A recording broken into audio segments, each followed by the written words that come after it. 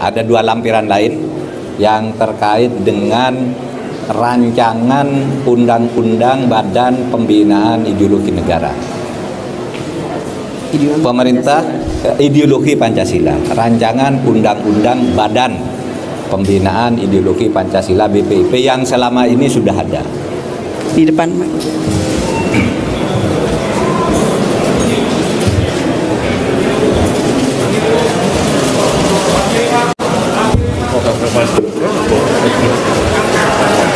Masker, pakai masker, Pak.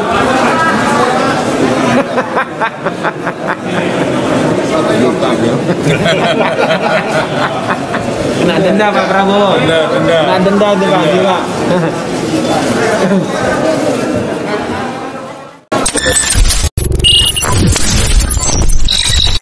Assalamualaikum warahmatullahi wabarakatuh.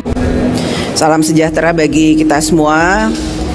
Yang saya hormati para pimpinan DPR, Pak Menko Polhukam, Pak Mahfud, Pak Mensesnek, Pak Menhan, Pak Mendagri, Menhunham, dan Menpan RB yang pada hari ini hadir ke gedung DPR. Syukur alhamdulillah bahwa pada kesempatan ini kami pimpinan DPR baru saja selesai menerima wakil pemerintah atau utusan dari Presiden yang dipimpin Pak Menko Polhukam untuk bisa menyerahkan konsep BPIP, Badan Pembinaan Ideologi Pancasila, sebagai masukan kepada DPR untuk membahas dan menampung konsep-konsep yang akan dibahas bersama atau mendapatkan masukan dari masyarakat. Konsep RUU BPIP yang disampaikan pemerintah berisikan substansi yang berbeda dengan RUU Haluan Ideologi Pancasila, yaitu berisikan substansi yang telah ada di dalam peraturan Presiden yang mengatur tentang Badan Pembinaan Ideologi Pancasila BPIP dan diperkuat menjadi substansi RUU BPIP. Konsep yang disampaikan pemerintah berisikan substansi RUU BPIP yang terdiri dari 7 bab dan 17 pasal, berbeda dengan RUU HIP yang berisikan 10 bab dan 60 pasal. Substansi pasal-pasal RUU BPIP hanya, sekali lagi saya sampaikan, hanya memuat ketentuan tentang tugas, fungsi, wewenang, dan struktur kelembagaan Badan Pembinaan Ideologi Pancasila. Sementara pasal-pasal kontroversial seperti penafsiran filsafat dan sejarah Pancasila dan lain-lain sudah tidak ada lagi. Dalam konsideran mengingat juga sudah terdapat TAP MPRS nomor 25 tahun 1966 tentang pelarangan PKI dan ajaran komunisme, Marxisme, dan Leninisme.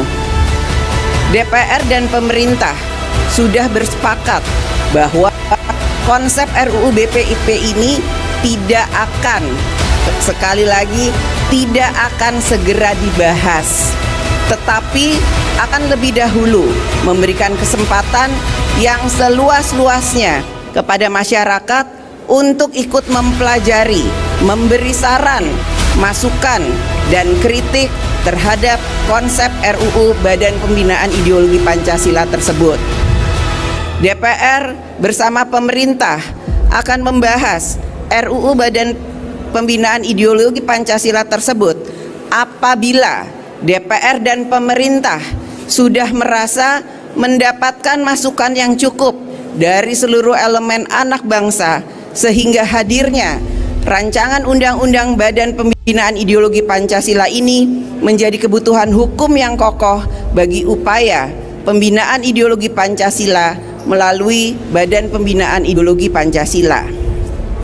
Selanjutnya, DPR dan pemerintah berharap agar setelah terjadi kesepakatan antara pemerintah dan DPR ini, segala pertentangan pemikiran dan sikap yang terjadi dalam beberapa minggu terakhir ini terkait dengan rancangan undang-undang HIP sudah dapat kita akhiri dan kita kembali hidup rukun dan damai serta kompak bergotong royong melawan pandemi COVID-19 dan dampak-dampaknya.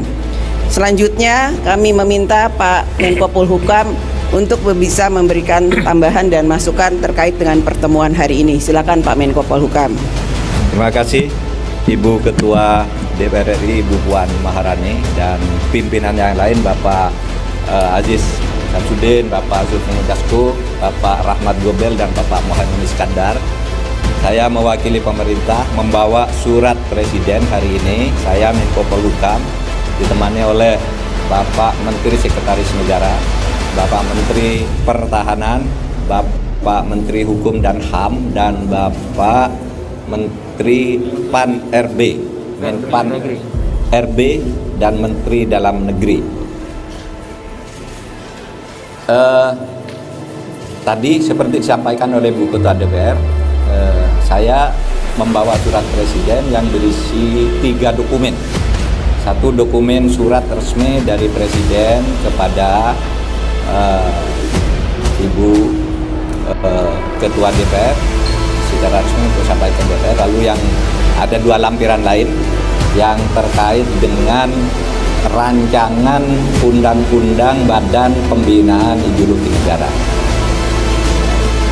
Pemerintah ideologi Pancasila, rancangan undang-undang Badan Pembinaan Ideologi Pancasila BPIP yang selama ini sudah ada. Nah, isi rancangan undang-undang ini memang dulu merespon perkembangan masyarakat tentang ideologi Pancasila, sehingga kami di dalam rancangan undang-undang ini menyatakan seperti disampaikan Ibu Puan tadi, kalau kita bicara pembinaan dan pengembangan ideologi Pancasila, maka TAP RS nomor 25 tahun 66 itu harus menjadi pijakannya, salah satu pijakan pentingnya. Itu ada di dalam RUU ini menjadi menimbang butir 2 sesudah Undang-Undang Dasar 1945, menimbangnya butir 2 itu TAP MPRS nomor 25 tahun 66. Yang kedua, rumusan Pancasila kita kembali apa yang dulu dibacakan oleh Bung Karno pada tanggal 18 Agustus tahun 1945, yaitu Pancasila yang sekarang tertuang di dalam pembukaan dengan 5 sila dalam satu kesatuan makna dan satu tarikan nafas pemahaman. Nah, ini adalah satu sumbang saran dari pemerintah kepada DPR, dan tadi kami bersepakat ini akan dibuka seluas-luasnya, masyarakat yang ingin berpartisipasi membahasnya dan mengkritisinya silahkan. Tadi kami bersepakat juga nanti akan segera dibuka ini dokumen terbuka, nanti bisa dilihat di websitenya DPR itu. Dan tadi kami tekankan bahwa soal Pancasila yang kita pakai secara resmi itu di sini kami cantumkan di dalam bab 1 pasal 1 butir 1 bahwa Pancasila itu adalah ketuhanan yang Maha Esa, kemanusiaan yang adil dan beradab, persatuan Indonesia, kerakyatan yang dipimpin oleh hikmat kebijaksanaan dalam permusyawaratan perwakilan, keadilan sosial bagi seluruh rakyat Indonesia. Sekian, terima kasih. Akan saya serahkan secara resmi kepada Ibu Ketua. Di depan.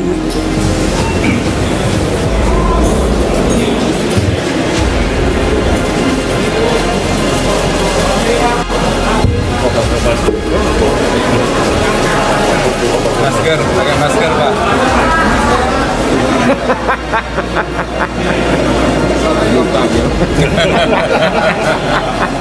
Kena denda Pak Prabowo. Denda. Kena denda juga.